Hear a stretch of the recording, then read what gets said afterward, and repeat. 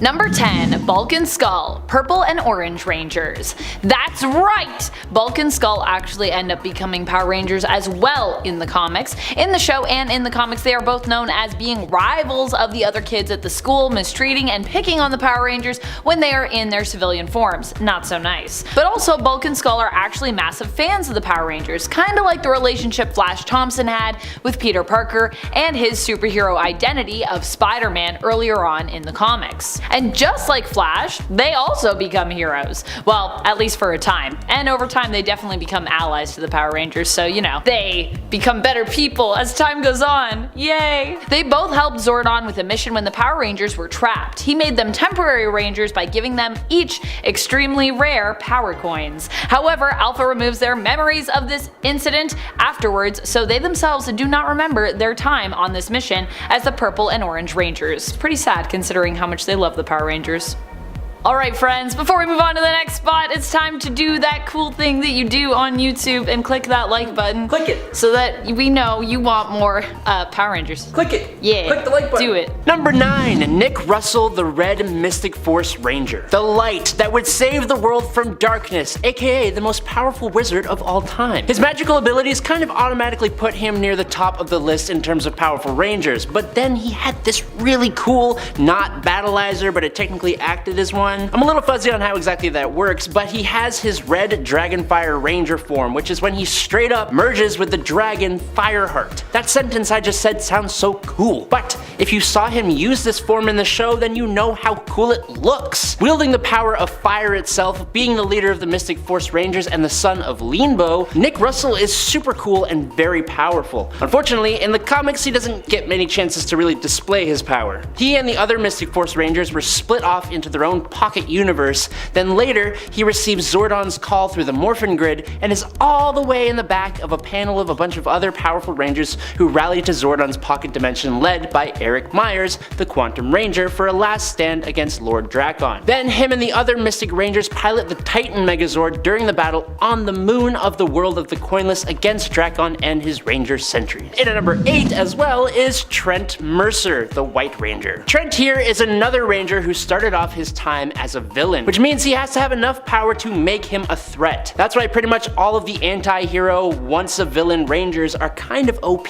Trent specifically has a bunch of abilities that are almost rude. He had the ability of super speed and camouflage, which were the abilities of the Red Ranger and Black Ranger, and he arguably used them way better than those Rangers did. But on top of that, he wielded not one, but 2 Zords, the Dragozord and the Stegozord. Most people can't say that for themselves. Also, having 2 Zords, he even had the capability to combine the 2 of these really powerful Zords into a Megazord that he could pilot all by his lonesome. The Rangers were extremely lucky they were able to sway him over to their side as the White Dino Thunder Ranger, because with his advantages he may have caused the end for them. Also, I just gotta say his design and his Super Dino Mode design are just so cool, and unlike a lot of other designs from the show, his aren't totally ridiculous. Unfortunately for his comic book story, he doesn't play a major role in any story. He and the other Dino Rangers get whisked off into their own pocket universe and at the end of the arc are restored back to their timeline, but we have to at least mention this awesome 6th Ranger. Number 7. Matthew Cook. Nearly every other Ranger in the history of the franchise has had to deal with the burden of balancing their personal lives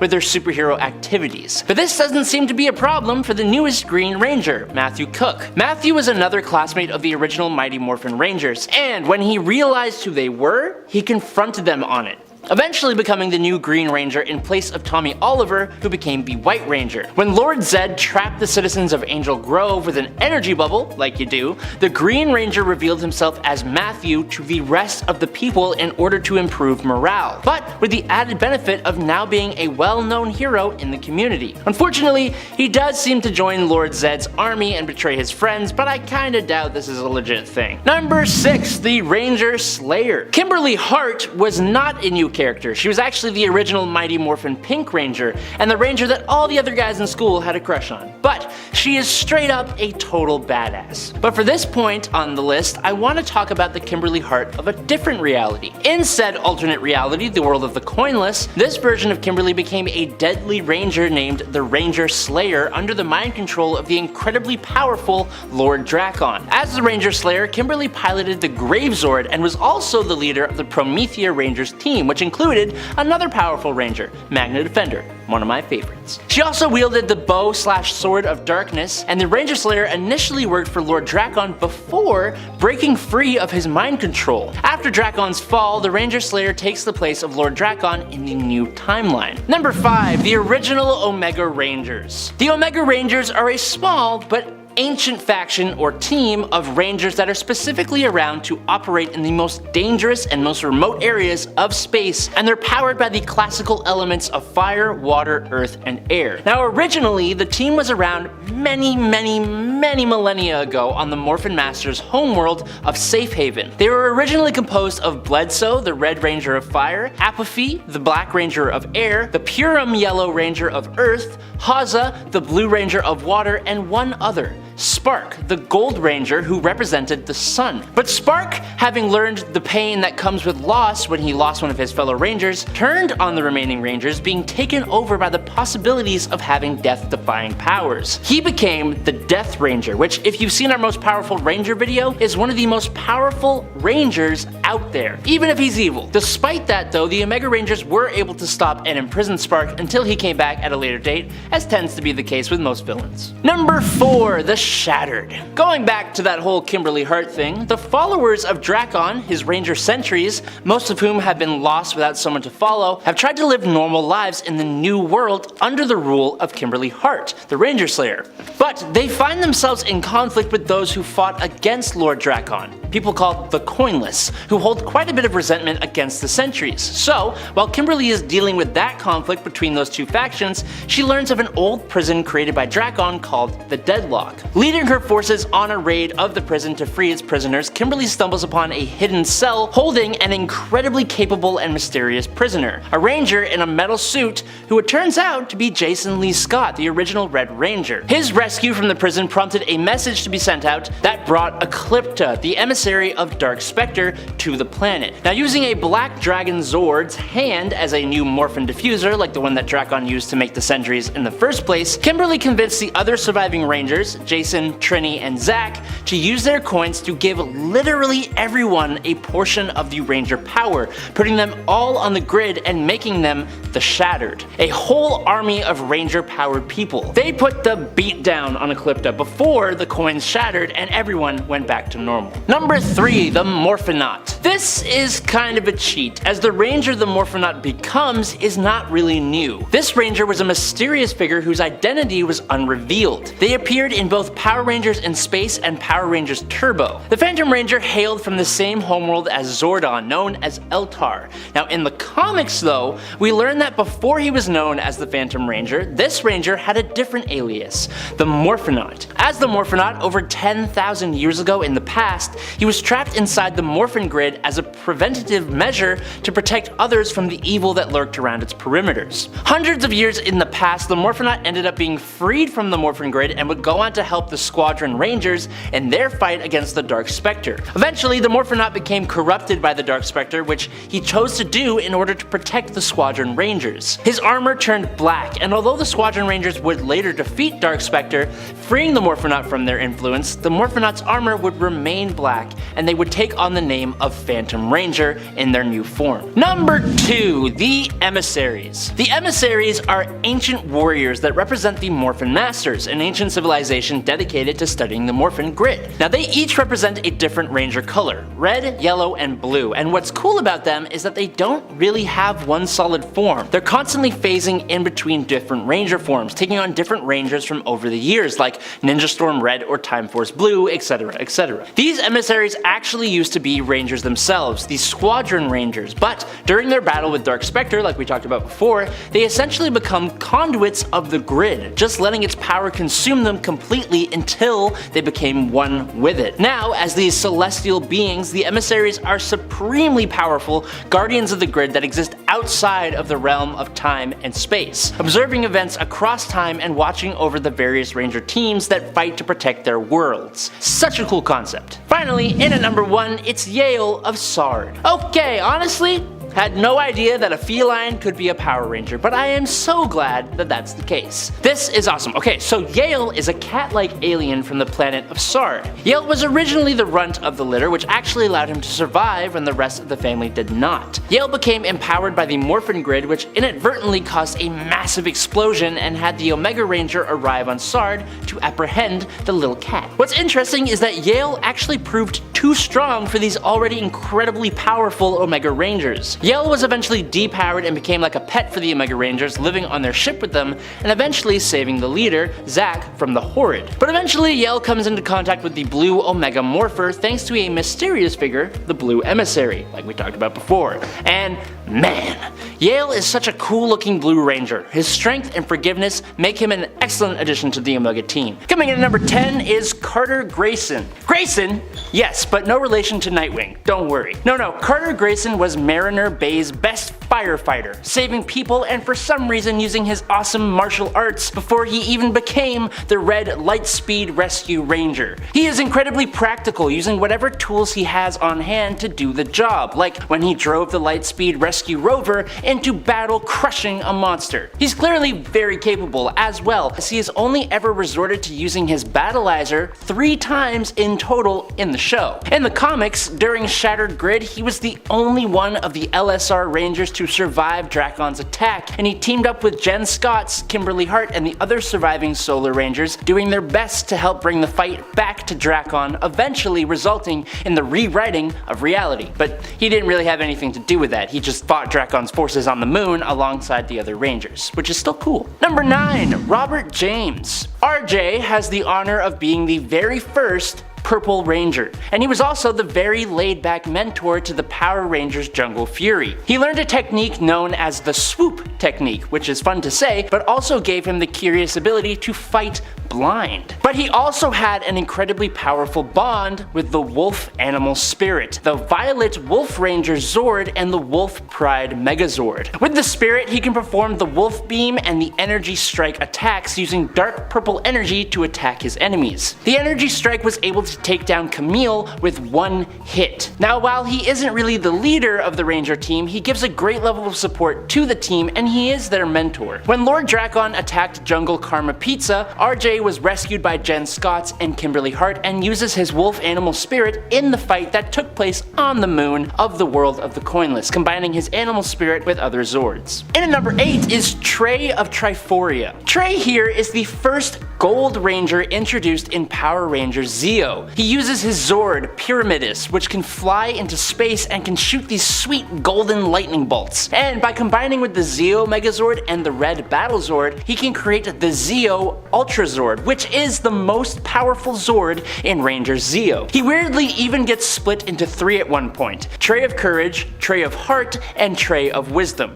It's weird. In the comics though, he rallies to the call of Zordon with a bunch of other Rangers to make a stand against Lord Dracon and has his Morpher upgraded by Dr. K. Trey also wields the Golden Power Staff, which could fire energy attacks, and every time he used it, he'd be like, "It's time for a gold rush," which is both hilarious and I kinda love it. I kinda support that.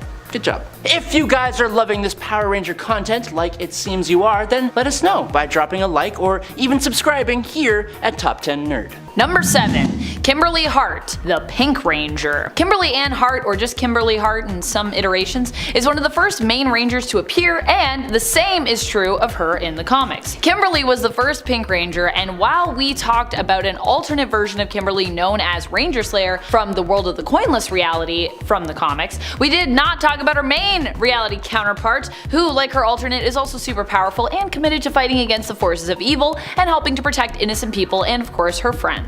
In the main continuity, Kimberly is not coinless, instead getting her power from the pterodactyl powered coin given to her by Zordon. To match it, she can also call on the pterodactyl Dino Zord. She typically is best known for fighting with her power bow, but also possesses her blade blaster as well. Kimberly was also one of my favorite Rangers growing up from the 90s series. I even used to have a little plush doll version of her that I would actually take everywhere with me, and now I'm wondering if she's also the reason that I generally like playing as like a ranger, like the class in games, and that I always prefer to use a bow. which is a thing.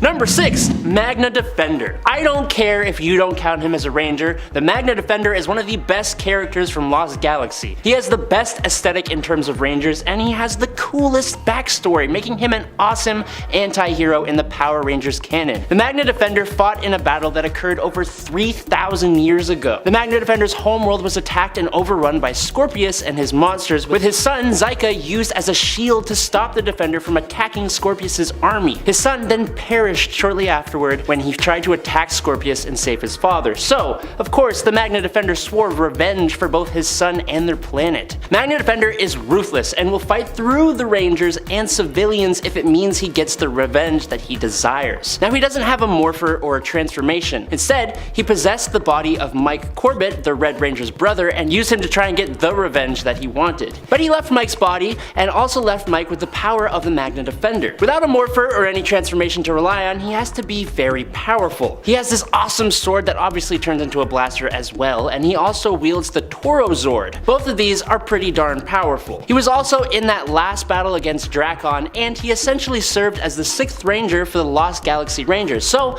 I'm calling him a Ranger. Damn it, you can't stop me. Number 5. Billy Cranston, the Blue Ranger. Billy is often thought of as the brains of the core Power Rangers team, and he is also part of the original team of Mighty Morphin Power Rangers, both in the show and in the comics. However, in the comics, a cool thing is that he's not really alone when it comes to this. In fact, while Billy is one of the most ingenious of the group, other Rangers also help him with his more intellectual projects and pursuits. Namely, I've seen Trini, the Yellow Ranger, help him multiple times, and although they were also close in the show, I feel like they're even closer in the comics. Billy was chosen to become the Blue Ranger thanks to his patience and his smarts. Among his friends, both of these traits are celebrated. Billy was given the Triceratops power coin by Zordon, and to go with it, also pilots the Triceratops Dinozord. As time goes on, Billy becomes more confident and sure of himself, although initially he struggles to do so, as his smarts often seem to create barriers when it comes to communication and socializing between him and others. Why I really love Billy though. He grows so much throughout his time as a Power Ranger. And at number 4 is Orion, the Super Megaforce Silver Ranger. Okay, some people may be a little annoyed by Orion's inclusion here, some might not. And it all comes down to an incredibly divisive power that this guy possesses. As most of you might know, the 6th Ranger in Power Rangers media is almost always the most powerful one. They can usually take on threats on their own that the team can't even handle together. Orion, who became the Super Megaforce Silver Ranger after the 6th Ranger key landed on his planet, had access to the Super Megaforce Gold form, which gave him the abilities of all 15 6th Rangers. Using a fused together Ranger key, Orion was able to access the power of 6, amping him up to incredibly ridiculous levels of powerful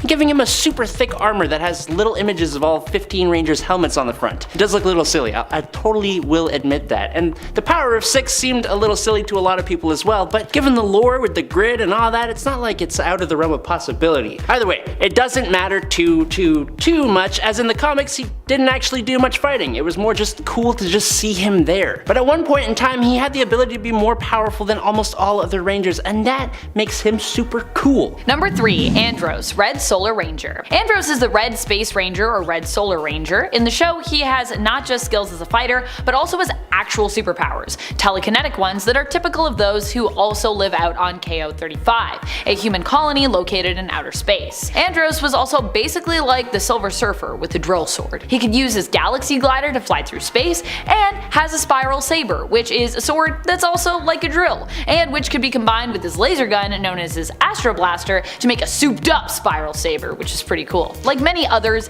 in the comics, Andros' story is basically a continuation of the version we know from the show Power Rangers in Space. At one point, Andros fights to protect his sister after Astronema is defeated, and she becomes free of her evil influence. We later learn that Charon and Astronema, while once the same person, have been split in twain, with Astronema becoming her own entity, freeing Charon from the guilt of Astronema's cruel and evil crimes. However, this turns out to be a genius plot of Andros's to both free his sister and give the people who Astronema hurt what they wanted most: revenge. He created a hard light hologram of Astronema in order to make the people of the court think that she was a separate entity, which they then got to defeat, and that also freed Charon from punishment, although she was not as happy about that. She was like, hey, let me go to jail or be killed. And in at number 2, the Quantum Ranger Eric Myers. Before becoming a Ranger, Eric Myers was actually a soldier working for the for-profit militant group called the Silver Guardians. He was rather resentful and pretty selfish at the beginning, and he even gained the powers of the Quantum Morpher by force to further his career as a soldier. He came on as the Time Force Rangers' 6th Ranger, which, as we know, makes him powerful automatically. And while he affiliated with the Time Force Rangers, he ultimately stood a bit more alone with one of the best arsenals and Zords in the franchise, the Quantosaurus Rex Zord. The Q-Rex doesn't have a cockpit for a Ranger, but it's controlled through voice command on the Quantum Morpher. The Q-Rex was awesome, and he used quantum energy to put him ahead of most other Rangers, but in the comics, he really got some time to shine, leading the group of assembled and reunited Rangers to appear outside of the command center for that famous last fight against Lord Drakon. Seeing him standing there in front of this big group of wildly powerful Rangers, it's great. He may be a bit of a jerk with a soft, warm underbelly, but I think it's because he's awesome and powerful enough to back it up. Number 1. The Morphonaut, also known as the Phantom Ranger. This Ranger was a mysterious figure whose identity was unrevealed. They appeared in both the Power Rangers in Space and Power Rangers Turbo shows. The Phantom Ranger hailed from the same homeworld as Zordon, known as Eltar. In the comics, we learned that before he was known as the Phantom Ranger, this Ranger had a different alias, the Morphonaut. As the Morphonaut over 10,000 years ago in the past, he was trapped inside the Morphin Grid as a preventative measure to protect others from the evil that lurked around its perimeters. Hundreds of years in the past, the Morphonaut ended up being freed from the Morphin Grid and would go on to help the Squadron Rangers in their fight against the Dark Spectre. Eventually, the Morphonaut became corrupted by Dark Spectre, which he chose to do in order to protect the Squadron Rangers. His armor turned black, and although the Squadron Rangers would later defeat Dark Spectre, freeing the Morphonaut from their influence, the Morphonaut's armor would remain black, and they would take on the name of Phantom Ranger in their new form. The Green Ranger, not the Ranger we're all familiar with from the live action series though. This is a new version of the Green Ranger. In the comic, instead of Tommy becoming the White Ranger, thereby replacing Green, Tommy dies and is resurrected becoming the White Ranger after the events of the Shattered Grid. But mysteriously, a Green Ranger soon appears, taking out the Panda Monster the team had combined forces to take on single-handedly. As it turns out, Billy had been assisting Grace Sterling, the head of a tech company called Promethea, to power up the Dragon Power Coin in order to create a new Green Ranger. This new amped up Green Ranger returns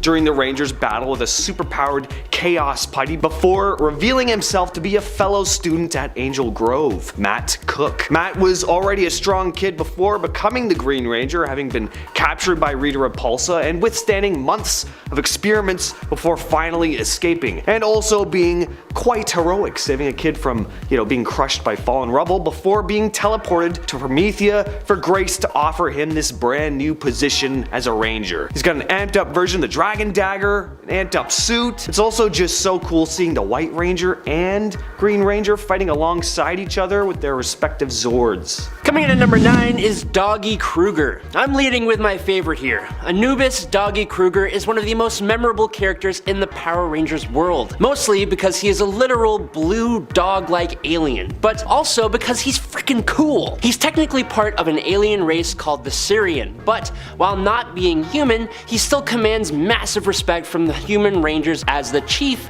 of the Power Rangers SPD, Space Patrol Delta, serving as their commander on Earth. He has extremely outstanding leadership skills and a dedication to seeing the SPD Rangers succeed and remain safe at any cost. Instead of possessing a whole whack of gadgets and weapons, the Shadow Ranger's Galaxy single sword style is just so far and above anything that his opponents can come up with that it makes him one of the strongest Rangers in the Power Rangers universe, at least in terms of combat. Using this style, he has defeated 100 aneroids on his own. It has even given him the moniker of Hell's Guard Dog. How awesome is that? The White Ranger, Tommy Oliver. It was only a matter of time before Tommy was mentioned, right? Tommy is probably the most famous Ranger ever. He was the Green Ranger and White Ranger, plus several others in the live action series. An absolute legend of the franchise. But back to the comic. When Tommy is seemingly taken out by Lord Drakon after being stabbed through the back with Saba, the Rangers mourn his death, but when Drakon sent the Ranger Slayer back in time to eliminate the Rangers, she breaks free of his influence and ends up changing the past version of Tommy's fate for the better,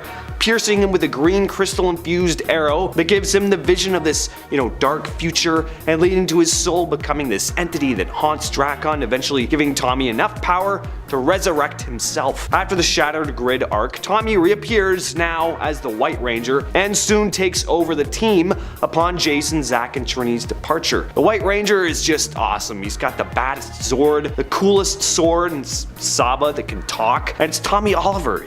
He kicks butt. What else can I say? But in at number 7 is Antonio Garcia, the Gold Samurai Ranger, making him the 6th Ranger on that team. Antonio, like other 6th Rangers, is arguably the strongest Ranger on the team. He controls the element of light, which allows him to move just as fast as it, so that's pretty damn powerful right there, able to attack multiple enemies while looking like he hadn't even moved at all. His Zord, the Light Zord, is honestly a little silly looking, because it's a lantern. But it's still powerful, and he has also been in possession of the Octo Zord, which is actually a squid, and the Claw Zord, which is actually a lobster. There's a lot of weird, fishy, underwater themed stuff with this guy, as he also has the Barracuda Blade, the Barracuda Bite, and razor-sharp Barracudas that he would just throw at people during battles. I don't know. I actually have no idea why there's fish-related stuff here.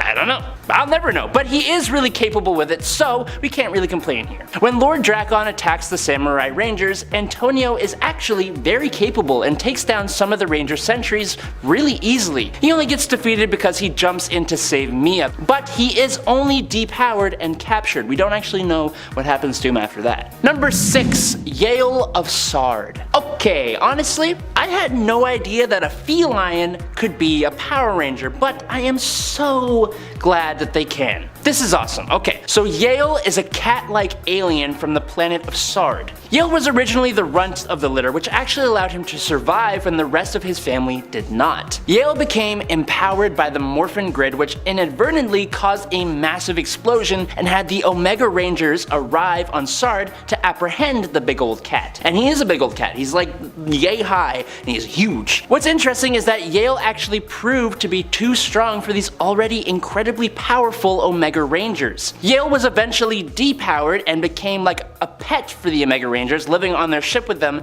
and eventually saving the leader, Zack, from the Horrid. But eventually, Yale comes into contact with the Blue Omega Morpher thanks to a mysterious figure, the Blue Emissary. And man, Yale is such a cool looking Blue Omega Ranger. His strength and forgiveness make him an excellent addition to the Omega team, but also he's a big old cat, and that's adorable and also terrifying. Number 5, it's Jen Scotts. Jen Scotts was the leader of the Time Force Rangers for most of their time in the show. She has knowledge of the future, being from the year 3000, and as a member of the Time Force Police, she helped to stop virtually all crime. She is one of the only Pink Rangers that leads a Ranger team, so we know she is powerful based off of that fact alone. But we add into that the fact that the team she leads is all about time and traveling through time, and that just kind of amps everything up just a little bit. In the really cool comic Sins of the Future, she does battle against the Black Time Force Ranger, and is even confronted by members of her own Ranger team, who she takes down pretty easily. That story is really cool, but then there is the Shattered Grid timeline. Jen is able to survive a crack in space-time and then flies through space and time to land in the present to help Kimberly Hart battle and actually drive away Lord Drakon, one of the most powerful Rangers ever. And she was instrumental in restoring reality back to the way it's supposed to be. And then, in the really cool Power Rangers Pink story, Jen, alongside all the other Pink Rangers, are summoned by Kimberly Hart, and they defeat Sledge, Rancic, Trakina, Void Queen, and Black Lion Warrior all at the same time. Number 4, Casey Chan, the Pink Ranger of the Power Rangers Turbo. She saved the old Pink Ranger and Tommy Oliver himself before she even became a Ranger. And then, when she took the Pink Ranger spot from Catherine Hillard, Casey became one of the most powerful Rangers ever. She was fully committed to her duties as a Ranger, even going out into space after losing using her Ranger powers to fight against Divatox, which eventually led to her becoming the Pink Ranger for the Space Rangers, and then the Lost Galaxy Rangers, helping them do battle against the Psycho Rangers. Despite her insane fighting skills and drive, she was actually defeated by Lord Drakon during Shattered Grid, and when reality was restored, she did join up with the other Pink Rangers, including Jen Scott, in that Power Rangers Pink story I talked about before. Only Casey did way more, using her Astro Blaster and Satellite Stunner to seriously kick some butt. In at number 3, Trini Kwan. Trini Kwan, for those who don't know, was the original Mighty Morphin Yellow Ranger, and just like every other Ranger on that team, she was awesome. She was in possession of the Saber-Tooth Tiger Power Coin and the Saber-Tooth Dinozord, not to mention the Griffin Thunderzord. But she even got to use the really cool Dragon Armor by modifying her Morpher. But that's just in the show. In the comics, Trini would go on to become the Omega Yellow Ranger after the events of Shattered Grid, recruited by the Blue Emissary of the Morphin Masters. But then, when Jason Lee Scott loses his connection to the Red Omega Ranger, Trini actually takes over as the new Red Omega Ranger, and while that doesn't technically come with a power boost, it does come with some serious bragging rights. At least, in my mind it does. She eventually loses her standing as a Ranger, but is repowered by the Sword of Light to become the all-new Yellow Ranger. And in at number 2 is Zack Taylor. Just like Trini, Zack Taylor was also a member of the original Mighty Morphin Power Rangers. He was the first Black Ranger, and he is actually second in command to Jason Lee Scott. Or, I mean, he was until Tommy Oliver came back as the White Ranger. Thanks, Tommy. Where Trini was the Saber-Tooth Tiger, Zack here has the Mastodon Power Coin and the Mastodon Dinozord, and also has access to the Lion Thunderzord. Similar to Trini, Zack also joined on as an Omega Ranger, the Omega Black Ranger, but before that ever happened in the world of the Coinless, Zack was the leader of the Coinless themselves, who were a resistance group fighting against Lord Drakon. After being captured and escaping with the help of his allies, Zack reunited with the Zack, Trini, and Billy of the main universe and rescued Ninjor from Lord Drakon, but he sacrifices himself to save his younger Prime Universe self. I hope that wasn't too confusing. It was kind of confusing to say it. But in at number 1 is Ninjor. I actually don't know if this one counts as a Ranger. Ninjor is the creator of the Power Coins, which, as you can imagine, does indeed make him pretty OP. He wasn't even known to be real, thought only to be a myth because Zordon just stumbled on the Power Coins that this powerful ninja sage created. Ninjor, while more of a sage and creator, could easily overwhelm Goldar and Catastrophe in battle, withstanding so many different attacks. He could turn into a giant puff of smoke, and he could also transform into a giant Megazord-like form at will. He could summon and fire lightning, and then on top of that, he had this huge katana, and katanas are always cool.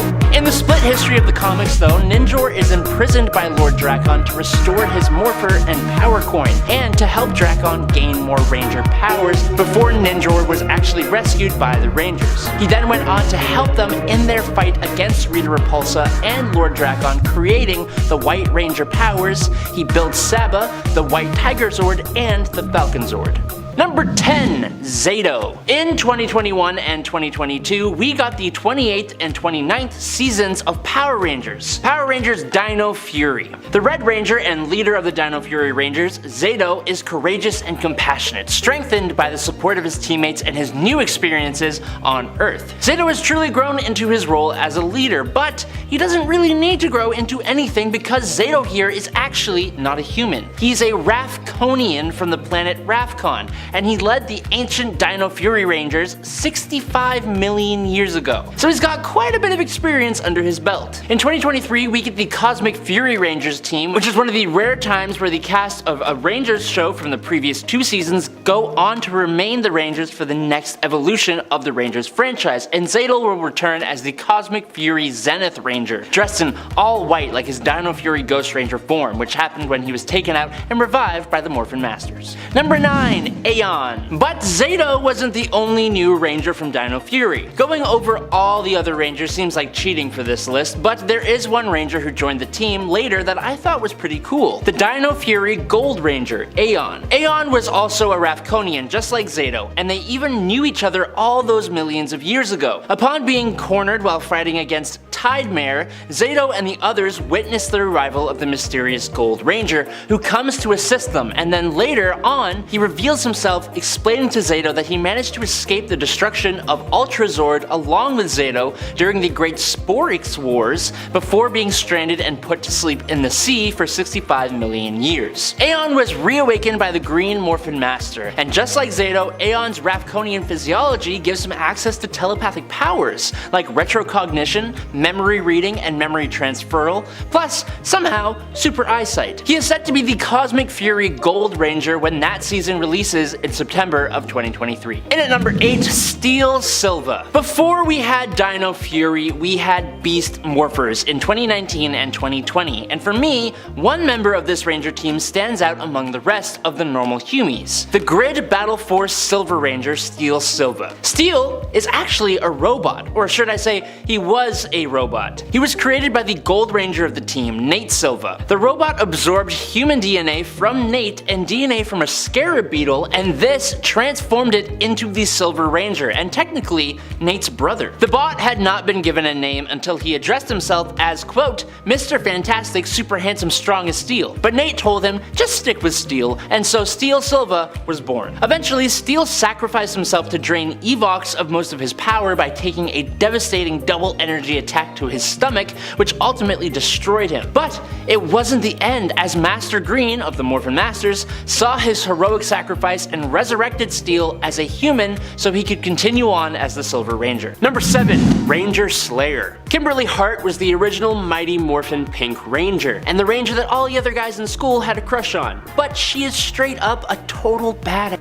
But for this point on the list, I want to talk about the Kimberly Hart of a different reality. In said alternate reality, the world of the coinless, this version of Kimberly became a deadly ranger named the Ranger Slayer under the mind control of the incredibly powerful Drakon. As the Ranger Slayer, Kimberly piloted the Grave Zord and was also the leader of the Promethea Rangers team, which included another powerful ranger, Magna Defender. She also wielded the bow/sword of darkness. The Ranger Slayer initially worked for Lord Drakon before breaking free of his mind control, and after his fall, the Ranger Slayer takes the place of Lord Drakon in the new timeline. Alright, the Death Ranger. This is one of the coolest Rangers I've ever seen. I always wanted there to be stuff like this in Power Rangers, like when I was a kid. So the Death Ranger was sealed away by the original Omega Rangers, but then Andros, the in-space Red Ranger, freed it, cutting a deal with the Death Ranger to avenge those responsible for the destruction of his planet in exchange for its freedom. Big mistake. Death Ranger ended up possessing the Omega Rangers and Zane, the Psycho Silver Ranger, turning them into evil soldiers he commanded at will. What makes Death Ranger so powerful is its ability to switch host bodies. You can destroy the body, but his essence still remains. He'll just move on to find another host to take on. When Andros managed to free Jason from Death Ranger's possession, the battle wasn't over, as Death Ranger just entered into its Zord instead. A sentient Zord. Pretty cool. More like a Transformer, I guess, at that point. It took our heroes combining their Zords to form the Dragon Thunder Zord in order to take it out. For now, that is. Number 5, Merrick Balatin. There is a bit of a trend of the 6th Ranger being the most powerful of whoever their respective Ranger team is. These 6th Rangers have been able to take down foes by themselves that even a full team of 5 Rangers couldn't take on. One of my favorite 6th Rangers would have to be the 6th Wild Force Ranger, Merrick Balatin. Merrick was originally a noble warrior from the mythical nation of Animarium before he was corrupted by the wolf mask that he used to save his nation. He then became the monster known as Zen Aku. As Zen Aku, he was one of the most imposing enemies that the Wild Force Rangers ever faced, but luckily for all of us, he eventually purged the evil from within himself and became the Lunar Wolf Ranger for the team. Merrick got access to the Predazord, a combo Zord that had the Wolf, Hammerhead Shark, and Alligator Zords. Also, I have to tell you about his main weapon, the Lunar Q, as in Pool Q. It could be a saber, a sniper, or a Pool Q, and it had some interesting but devastating attacks to say the least. It's also worth noting that being the Lunar Wolf, he stayed as a bit of a loner, being all brooding and cool, never fully integrating with the team of Rangers. You could even say that he was a, lone wolf. Ooh, wordplay, nice. The Omega Rangers are next on the list. The original Omega Rangers were powerful on their own, some of the earliest Rangers in existence, fighting in space against evil threats. The Omega Rangers lay dormant for many years, but became active again when 3 of the original Mighty Morphin Power Rangers, Jason, Zack, and Trini, took the mantles after leaving the original team, along with Kia being the blue Omega Ranger, who would soon turn on them. It's cool that they took that original departure of those cast members and MMPR and made it part of the story in like a really cool way. With the whole peace conference thing just being a cover-up for a much cooler mission. Being recruited by the blue emissary to become the Omega Rangers and protect the universe from evil. More specifically, protecting the grid from villains looking to gain power from it. These Rangers would prove to be some of the universe's most powerful heroes, but when the Death Ranger possessed them, it took the combined might of Andros, the MMPR team, Archon, Kevor, and Journey to take them on. Number 3, Jason Lee Scott. Jason Lee Scott is also one of the most powerful Rangers throughout all of Power Rangers media. He led the original team of Mighty Morphin Rangers against Rita Repulsa and many other foes. He took down a small army of monsters by himself, and he would even return later to become the Gold Zeo Ranger. In the comics though, he leads an army of Rangers against Lord Dracon's forces in a battle to save the entire Power Rangers multiverse. Before even becoming a Ranger, Jason was pretty adept with martial arts, and he had the leadership traits that made him the perfect choice to become the Red Ranger. He was even able to defeat Tommy, one of the strongest Rangers in combat, when he was brainwashed by Rita Repulsa. He is often considered by fans to be the best Red Ranger and the best Power Ranger ever. And in a contest run by ABC Family in 2004, Jason was voted the best Power Ranger of all time. But we know for a fact there's at least someone stronger than him. The Emissaries. The Emissaries are these like ancient warriors that represent the Morphin Masters, an ancient civilization dedicated to studying the Morphin grid. They each represent a different Ranger color, red, yellow, and blue, and what's cool about them is that they don't really have one solid form. They're constantly phasing in between different Ranger forms, making it like cool spotting different Rangers from over the years, like, oh, that's Ninja Storm red, or like, cool, that's Time Force blue, you know? They used to be, Rangers themselves, the Squadron Rangers, but during their battle with Dark Spectre, they essentially became conduits of the grid, just letting its power consume them, and they became basically one with it, now becoming these like kind of celestial beings. The Emissaries are supremely powerful guardians of the grid that exist outside of the realm of time and space, observing events across time and watching over the various Ranger teams that fight to protect their worlds. Number 1,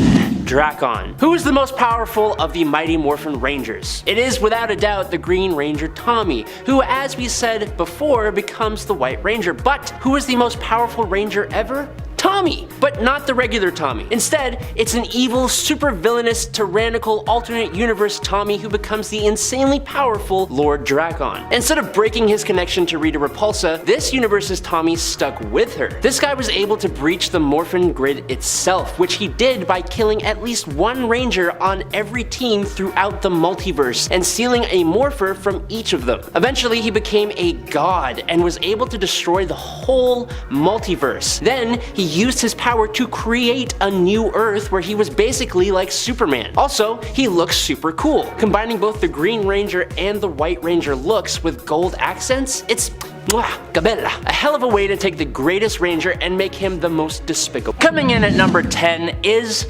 Shredder. Now, while you may have heard of the TMNT villain Shredder, I bet you haven't heard of him as a Ranger. In 2019/2020's Mighty Morphin Power Rangers Teenage Mutant Ninja Turtles crossover comic, the Turtles' greatest enemy and leader of the Foot Clan has managed to capture Tommy Oliver, who was trying to infiltrate the Ninja Clan for some other undisclosed reasons. With Tommy caught now, Shredder found it pretty simple to steal Tommy's Dragon Power Coin, allowing Shredder to corrupt it and use it for his own ends, turning himself into the Green Ranger. He gets all the normal Power Ranger power-ups alongside his own abilities as a Master Ninja, which makes him one hell of a threat. His look is really cool too, mixing both the look of the Green Ranger with Shredder's classic look to create a super imposing villain. Number 9, Amelia Jones. Power Rangers recently is continuing on in 2023 with a new series. Cosmic Fury. The new Power Rangers series will be a continuation of Power Rangers Dino Fury, except that now the Power Rangers will go to space. Very cool. But something big for Power Rangers also happens with Cosmic Fury, as it was announced that this season will have Power Rangers' first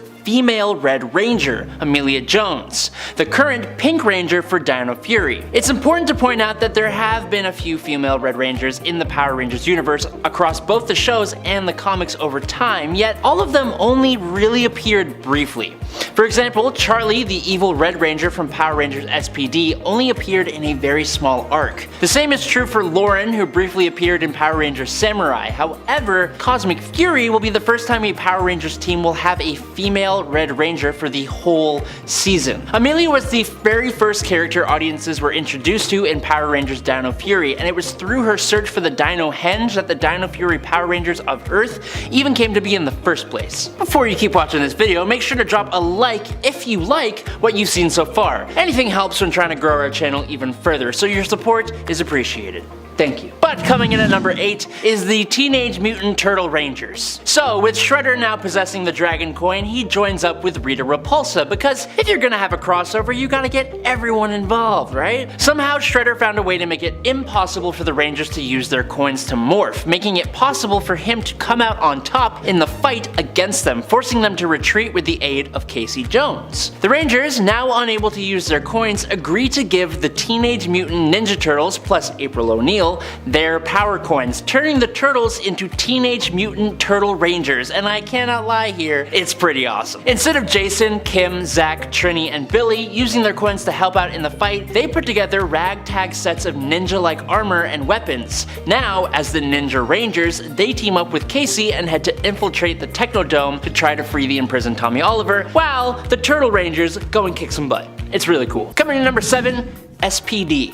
This might be a bit controversial, I'm not too sure. Some people don't like this, some people do. Power Rangers SPD was just a tiny part of Space Patrol Delta, basically an interplanetary police force that has jurisdiction over the whole galaxy. With that kind of a concept, they get points in the power scales for sure. They rely on an impressive amount of highly advanced technology to bring peace and order to the galaxy. For example, giant, exaggerated police vehicles. Super cool. What's really interesting though is that although major conflicts existed between the characters themselves, like between Jack and Sky, the team still pulled together and became strong enough to juggle multiple intergalactic threats throughout the series. Also, Doggy Kruger as the Shadow Ranger was strong enough to make up for almost any shortcomings the team might have had. And I haven't even touched on the fact that all the members of the B Squad in Power Rangers SPD, so the ones we actually focus on in the show and the comic, have a set of superpowers that they even continue to possess without their Rangers forms. They may not have been able to show their full potential in the show, but they sure as hell put up a hell of a fight. And also, definitely my favorite season of Power Rangers. That's just me. Number 6, Zeo. They derive their powers from a magic crystal whose power keeps magnifying over time. So that kind of automatically ranks them among the strongest. Theoretically speaking, the Rangers could have relied on the power of the Zeo Crystal to defend Earth for like basically forever. And it would just get stronger and stronger as they went on. But to get real here for a sec, production issues with the actual show meant they kind of had to switch to this weird car style, and it kind of brought everything just down a little bit. But despite that fact, the Zeo Rangers are one of the strongest Ranger teams in existence because of their firepower. They had a huge array of new, interesting, and absolutely wacky and weird Zords that could fend off massive attacks orchestrated by the Machine Empire, which itself was one of the strongest set of villains any Power Ranger team has faced ever. Number 5, the Super Megaforce. Also a controversial team. But with a name like that, how can they not be powerful? Now before I trigger you Ranger lovers out there, yes, I know the show of this team kinda sucked. They didn't really get individuality, but the comics fleshed them out a bit more, and I mean, their concept? Super Megaforce is one of the strongest teams in Ranger history. A team of Rangers that is completely backed up by all the past Rangers' powers in the history of the franchise, including a few we've never seen or heard of before, especially in the comics with the energy manipulating Squadron Rangers. And they even got Zordon's own apprentice as their mentor. How can they not be strong? They're more of an homage to every other team of Rangers, but because of that, they get points for nostalgia on top of their combined power. Coming in number 4 is Mystic Force. Magic. That's all I gotta say. No, I'm kidding. But Mystic Force is technically one of the most powerful Rangers teams ever. Their powers come directly from the Xenotome and ancient elemental magic, and not a lot of teams can say that. These Rangers cast incredibly powerful spells left and right. They wielded the power of really awesome Zords and had what might be the fanciest looking power-ups in Ranger canon with Legend Mode. But then their Red Ranger, Nick, he is amongst the most powerful Red Rangers around, but doesn't hold a candle to his dad, Leanbo, the Wolf Warrior, who also joined the team. Also, capes. They have frickin' capes, and that's really cool. Who else has capes? I don't have a cape. I wish I had a cape. I need a cape. Anyways, number 3, Ranger Sentries. I feel as though some people are gonna hate this being put here because they aren't really technically a team. They're more like an army. The Ranger Sentries were essentially an army created by a corrupted and evil version of Tommy Oliver, the infamous and insanely powerful Lord Drakon. In the world of the coinless and alternate reality, Drakon created a whole army of humans who wore mass-produced Ranger armor. The Mastodon Sentries in their super cool black and white costumes acted as like the police force and the bulk of the army in this world. The pink Pterodactyl Sentries were the long-range sniper infantry and support for the Mastodons. The green Zeo Sentries were the mobile infantry, and they also had these awesome tank mechs. It was so cool. The Silver Space Sentries were the air support, and they had sweet jetpacks, and everybody loves jetpacks, and energy blasters, so obviously super cool. Then we have the Jungle Fury Rhino Sentries, who were essentially tanks, not like the awesome mechs, but like these big hulking strong guys in massive armor. So cool. There were the Blue Samurai Sentries, and they seemed to be like the melee foot soldiers, as a force of them with the Mastodon Sentries invaded the city of Corinth. We also got these awesome Dino Charged Gold Sentries who had these massive shields and like super heavy firepower. They would make up like the shield wall, and they were just so dope. Next up would be the Sabertooth Sentries, who were like the yellow ones, and they seemed to act as lieutenants. I don't know. I think that's what they do. It wasn't really clear what they do, but they're a step under the Tyrannosaurus Sentries, who are the Red Rangers of the army. And these guys serve as the personal elite guard of Lord Drakon and the other evil forces like Rita Repulsa and Scorpina. That was a lot, I know, but as you might have picked up, each of these class of soldier were based on a ranger from across the Power Rangers universe after Drakon went through and took the morphers from at least one of every team. Powerful? Absolutely. A team? That's up to you guys to decide, but I'm gonna say yes. Definitely a team. Just a big team. An army, some could say. Number 2, Time Force Rangers. Coming from the year 3000, the technology available to this team of Rangers almost automatically outmatches any of the other man-made Ranger powers in existence, as does their futuristic military-like training. But, I mean, let's be honest. The most obvious show of power here is their ability to travel through frickin' time. Theoretically, if they broke their oath about ethical time travel, which is boring, nearly any adversary they came up against could be thwarted before they ever rose to power in the first place, or before they were even born. Obviously, though, if they messed up, they could ultimately threaten the time-space continuum, so that's pretty bad, and they'll most likely stick to the rules, but still. The Time Force Rangers were an extremely strong group. Each Ranger's character had a strong sense of conviction to boot, especially Jen, their leader. And the Quantum Ranger? He made our list of most powerful Rangers for a reason. Also, again, they literally travel through time. That's kind of the main thing here. Time travel is super powerful. And in at number 1, it's the Mighty Morphin Power Rangers. I'm sorry. They fought and teamed up with the Teenage Mutant Ninja Turtles and Godzilla, not to mention the Justice League. This group of teenagers with attitude went up against the witch Rita Repulsa, the head of an evil empire, Lord Zed, and even Rita's father, Master Vile. All villains who had enormous armies, resources, and raw magical power. As some of the most skilled fighters in the franchise, the MMPR team would jump headfirst into hand-to-hand combat. They had a slew of ever-developing and exponentially more powerful Zords and weapons to summon if the battle called for it. But, best of all, if the Rangers were forced to retreat, their tremendous resourcefulness would kick in as they worked together to develop a solution, innovate new technology, or just go grab like a long-lost artifact to use, creating a strength where there was once a weakness. So, like, while other teams may have had better power sources and all that fun, fancy, extra stuff, this team always found a way to adapt, kind of like Batman. But they also have the most experienced group of Rangers, especially when we take their comic book counterparts into consideration. Jason Lee Scott, Zach Taylor, Billy Cranston, Trini Kwan, Kimberly Ann Hart, and of course, they had Tommy Oliver. And coming in at number 10 is the Psycho Rangers. Now, I was about to put the Space Rangers here, but then I remembered the Psycho Rangers. The evil princess Astronema created this group of evil rangers to draw on the power of her master, Dark Spectre, and they were designed specifically to hunt down the Power Rangers. Each Psycho Ranger had a specific fighting style unbeatable by the ranger that they were the evil version of, and they were even a serious threat to the Ranger team even without all of their members. The Psycho Rangers were used by Astronema not only to defeat the Power Rangers but also to severely weaken Dark Spectre, whom Astronema was trying to overthrow. But then,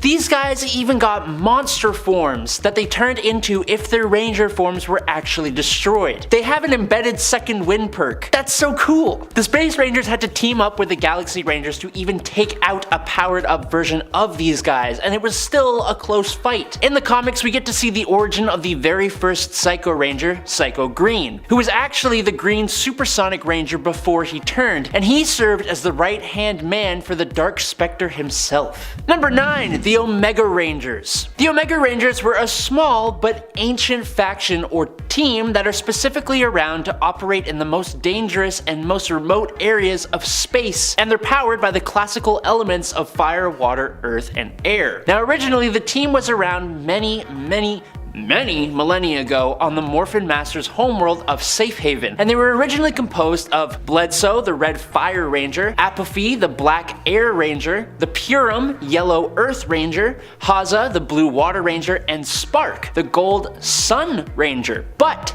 Spark turned on his fellow Rangers, being taken over by the possibilities of having death-defying powers. He became the Death Ranger, which, if you've seen our most powerful Ranger video, which you should, is one of the most powerful Rangers out there, even if he's evil. Despite that, the Omega Rangers were able to stop and imprison Spark, and they were also really cool. I really like them, and they're only in the comics, so check them out. Number 8, the Aquitar Rangers. During the 3rd season of Mighty Morphin's Power Rangers, these aliens who come from Aquitans filled in for Earth's original team of Rangers when they were turned into children. And in terms of power, they appeared at least to be equal to Zordon's team, which is absolutely saying something. The other thing is that with a unique group of powers and really cool powerful Zords, this team was able to adequately fill in the gap left by Earth's out-of-commission forces, proving that they were exceptional in their own right, and a team to be reckoned with, particularly when considering how dangerous Rita Repulsa, Zed, and Master Vile were. They held their own, and they came back to reappear in the comics, which was super cool to see. Also, they were the first team that came into Power Rangers lore that showed that the Rangers were not just contained to Earth. They basically opened up the whole Power Rangers universe, and that's too cool for school right there. If you guys are enjoying this list, or me as a host, or the overall vibe here, make sure to check out and subscribe to Top 10 Nerd. It's all just more of the same stuff for nerds like you and us. Number 7, Horrid King. In the Power Rangers comic series, the Rangers and Zordon are not on good terms, as the Rangers have taken off in a ship searching for a means of defeating the Imperials in deep space with the evil Lord Drakon serving as their guide. Things soon start going south when their ship stops working and they discover that they have been boarded by a frightening race of alien energy-draining vampires known as the Horrid, and their king. The Horrid were once a peaceful race of people, but their planet was destroyed when they attempted to control reality, trapping them in between dimensions, neither alive or dead. They learned that they could absorb other beings' life forces in order to take on a physical form. The Horrid King led them across the galaxy looking for beings that they could absorb before coming across the Rangers. The king and all of his people cannot be harmed by physical attacks when in a non-physical form, as all weapons simply pass through them. However, if they have fed enough to take on a physical form, they become vulnerable. This weakness was exploited by Drakon, who killed the Horrid King and took his place as the Horrid's leader. Number 6. Vargoyle. Vargoyle, the robotic villain, was one of the early inventions of Skrozzle, but when they discovered something called the Fury Cells, Vargoyle used them to become powerful beyond measure, but also evil. Skrozzle escaped and Vargoyle followed, but eventually agreed to work for Evox in exchange for the Beast Powers upgrade. He was sent after the Rangers, where he feigned being weaker than he was to lull them into a false sense of security before unleashing his full might when they least expected it. He manages to install a memory rewriting machine in a local TV transmitting tower to wipe everyone's memories of his boss's previous attacks. This was undone, and he was destroyed by Devon's Beast X cannon. He was revived by the villain Ryjack, who wanted to form an alliance with Evox. This revived Vargoyle had an upgraded golden body, but was also fitted with a compliance collar, which he of course was not thrilled about. His teleportation and weapon summoning powers are handy, and his beast powers give him a real edge between his cheetah speed and gorilla strength, but it was not long before this evil robot was taken out again, never to be rebuilt. Number 5. Snag-Eye. This robotic general was created to serve the Void Queen during the second season of Dino Fury. He pledged his eternal loyalty to his queen, who demanded that he destroy the Rangers. He was given data on the Dino Fury Rangers' powers, which allowed him to easily defeat the 6 Rangers. The chessboard buckle on his torso contains a pocket dimension, which he was able to use to imprison his foes. It was only through the betrayal of the Void Knight that the Rangers were able to escape the pocket dimension. He then went up against the Red Ranger, who managed to destroy this robot bishop general using the Dino Knight strike. So, though he was only in one episode, the fact that he was able to absolutely wipe the floor with the Rangers is pretty impressive. Number 4. Wreckmate. Yet another Dino Fury villain. Wreckmate has a lot of themes going on at once. He is a robot who looks like a rook from a chess set, but he's also a pirate as well as a general. He's just a lot. He's a lot. He was built from the parts of a boat, but became a giant when the Void Knight gave him a Sporix. The Dino Fury Rangers fought him underwater in their Dino Fury Megazord warrior formation, but Wreckmate proved too powerful and was able to defeat the Megazord. Before he could destroy it, he was interrupted by the Moza Razor Zord and presumed dead. He entered a competition with his rival teammate Slither to see who could kill the most Rangers, with the loser having to leave forever, though both were of course unsuccessful and unable to score a point. He served the Void Queen soon after, often clashing with and failing to defeat the Rangers. He has shoulder-mounted cannons which can fire cannonballs, energy blasts, lasers, and torpedoes. As a pirate ship-themed robot chess piece, he was of course capable of surviving underwater, like a submarine, making him just as dangerous on land as he was on water.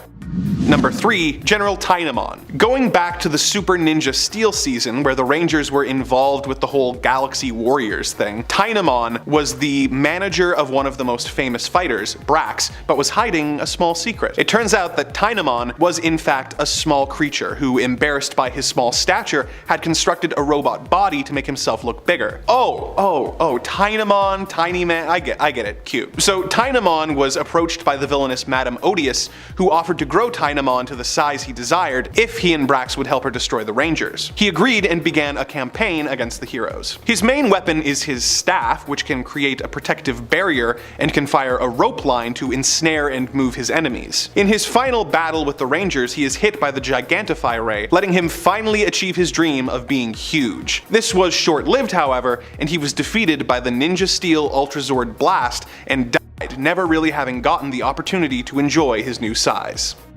Number 2. King Aradon. Our next villain was actually mentioned in passing by Zordon in Power Rangers Zeo all the way back in 1996, but we didn't get to actually meet this king until just last year in the Mighty Morphin comic book series. After Earth was weakened by the Altarian War and Earth's command center was destroyed, the ruler of the Automaton Dominion, King Aradon, decided to take advantage of the situation and sent scouts to the command center's ruins, where they tried to ambush the Red Ranger. He decided that Earth was ripe for the taking and declared himself ruler with the aid of his general, Count Karnakas. He offered to spare the Green Ranger's life if he stepped aside and allowed the king to destroy Zordon. When the Ranger refused, the two entered a heated battle, which was aided by Red Ranger Rocky, who helped the Rangers triumph over the evil king.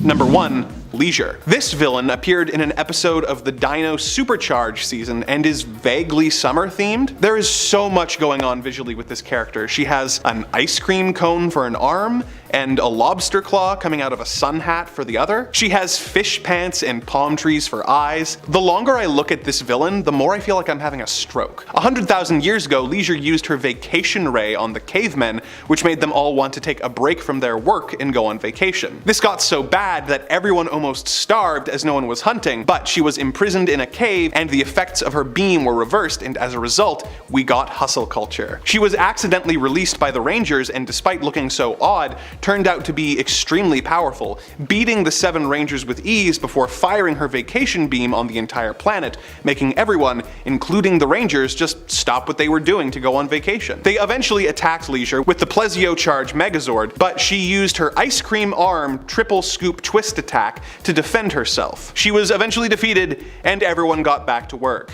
Yay!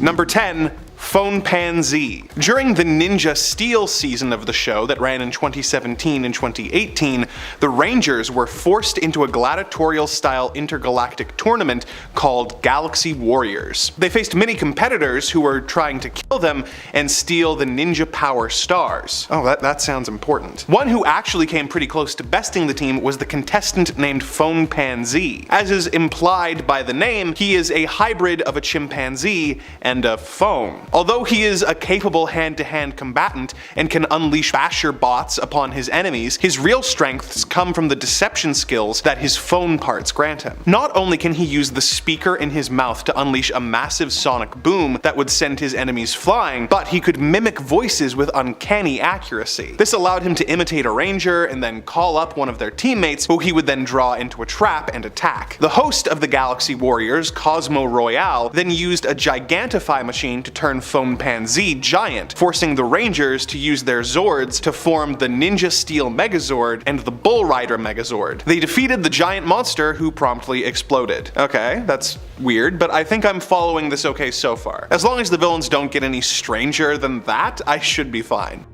Number 9. Typeface. Oh come on, that's a keyboard! After the Ninja Steel season, fans of the Power Rangers were given the Super Ninja Steel season. Like Phone Pan Z, Typeface is a contestant in the Galaxy Warriors. He could summon basher bolts and was an expert fighter, being able to hold his own against multiple Rangers at once, which is really impressive because he doesn't look like he'd be super mobile. He can fire lasers out of his hands and spacebar, which were powerful enough to incapacitate all 6 of the Rangers. And he is also a teleporter, but his real strength is more tech-based, which, yeah, I should hope so, otherwise the theming is kinda weird. He has a virus gun, which can infect the weapons of the Rangers, making them unable to effectively fight his with their Element Star Ninja Fire attack. The Rangers were eventually able to repair their weapons and attack Typeface, and Cosmo Royale repeated his strategy of growing Typeface into a giant monster who had to be defeated by a Megazord. However, this was a difficult task due to him being able to use his teleportation abilities to dodge several attacks and gain the upper hand for a while. However, the Rangers were eventually able to take him out with the Ninja Blaze Megazord's Ranger Blast final attack.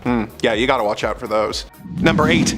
Pandemonium. In the Mighty Morphin comic series, the new Green Ranger destroyed the Green Chaos Crystal, which left the infamous Lord Zed incapacitated. As he recovered in the Moon Palace, Zed's cronies discussed their options about what their next course of action should be. They considered eliminating their boss, but decided against it as it would require them to grow spines, and instead decided to try and capture the Green Ranger so that when Lord Zed awoke, he would have someone to vent his frustrations on other than them. They created a creature called Pandemonium, who was of course a panda who had super strength, as well as an entire arsenal of spears and axes sticking out of his back, which he could remove and use against the team. He could also give off massive energy blasts, which damaged anyone caught in his vicinity. The panda gave the team some trouble, but was defeated when the new Green Ranger showed up and used his dragon dagger to destroy the creature. Zed's cronies watched from afar and bemoaned that they had chosen too cute and cuddly of an animal to be their agent of destruction. Number 7. Archon. Okay, so Archon here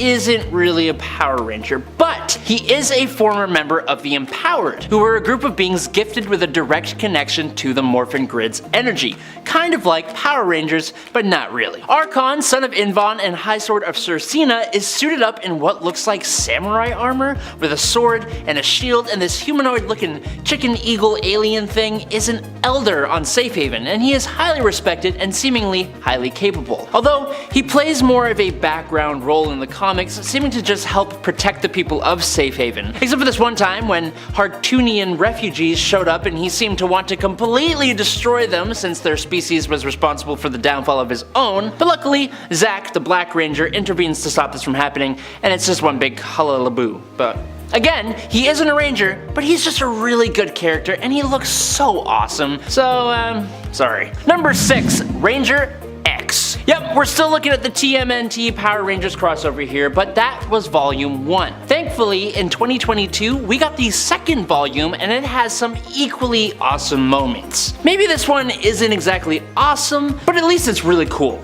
See, in volume 2, Casey Jones gets corrupted by the villains of Dimension X, and he managed to become Ranger X, an evil ranger. Casey's usual hockey stick weapons have been converted into an energy scythe, which is so cool, and he also wields 2 laser eskrima. His ranger armor is like all black and white with a big red glowing X in the center. He's got these really cool spiked shoulder pads cause hockey, and he kicks some serious butt. It's just too bad that for the most part of the story, he is a bad guy. Or is he? You'll have to read it and find out. Number 5, the Dimension X Rangers. So Ranger X for Extreme got his powers by being given a morpher with an X on it. It turns out that there are actually 4 more of these X-themed morphers, and they apparently once belonged to the Power Rangers native to Dimension X, where General Krang has pretty much obliterated everything and has set up his shop. So these Power Rangers were pretty long gone by the time this story comes around. Well, during volume 2 of the comic, the Ninja Turtles head to the mysterious dimension while the Rangers stay on Earth and fight their fight. The Turtles end up stumbling upon these 4 Dimension X Ranger morphers, and in an awesome panel, we see them turn into the Dimension X Rangers. Now, with their own power coins and morphers, the Turtles are able to morph into a Ranger team all of their own, and they kick some serious butt. Number 4, the Solar Rangers. Debuting in May 2019, we got 6 Solar Rangers who were actually just a combination of 6 different Rangers from the canon that we've seen before. But the original 7 Solar Rangers were created by Praetor thousands of years ago when the Void was disconnected from the Morphin Grid. The Solarix devices were used to sever this universe from the grid, but also to empower a team of Rangers to defend this universe until it could finally reconnect with the grid. Over time, as the Solar Rangers grew old, Praetor lost faith that the Void would ever be reconnected to the grid, and so he sought out each Ranger's Solarix with the intent of destroying them. Unfortunately, he was able to bring down 6 of the Solar Rangers and their Solarix, but the 7th one, the Purple Ranger, managed to get out of there. Over time, the purple Solarix was passed down from person to person until it landed at Alarian. She eventually split the crystal in her Solarix into 6 pieces to power up a new team of Solar Rangers, which was what we were talking about at the beginning of this entry. Number 3, the Promethea Rangers. That new team of Solar Rangers, the ones that debuted in May 2019, weren't just any old Rangers. This team was called the Promethea Rangers, and they each had experience on separate Rangers teams. Other than Ilarion, the Purple Solar Ranger, this team was made up of the Ranger Slayer, Kimberly Ann Hart, who is not someone to scoff at. One of my favorite Rangers, Magna Defender, Mike Corbett, the second Yellow Zeo Ranger, Tanya Sloan, the Dino Charged Dark Ranger, Heckle, the Green Samurai Ranger, Cameron Watanabe, and the Red Space Ranger, Andros. So if you know anything about Power Rangers, you should know that none of these Rangers are pushovers, not even by a little bit. They will rock your shit. They were all on board the Promethea and were recruited by Grace Sterling to save the Rangers Lord Drakon had depowered. Things didn't go quite to plan, but if you want to know the details, you may have to do the necessary reading because I'm moving on.